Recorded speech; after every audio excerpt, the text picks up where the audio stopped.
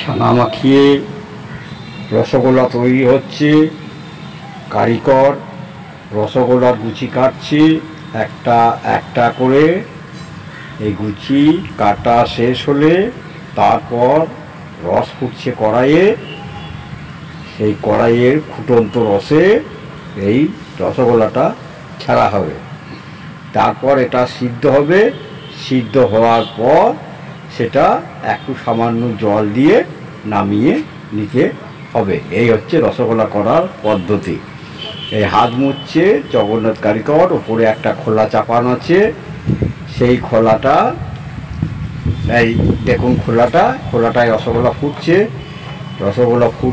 রসগোল্লা ফোটা ডাবু দিচ্ছে রসগোল্লাতে। রসগোল্লায় ডাবু দেওয়া শেষ হলে তারপরে এই সামান্য জল রসগোল্লায় খাইয়ে দেওয়া হচ্ছে। রসগোল্লায় খাইয়ে দিয়ে রসগোল্লাটা বসিয়ে দেওয়া হয়।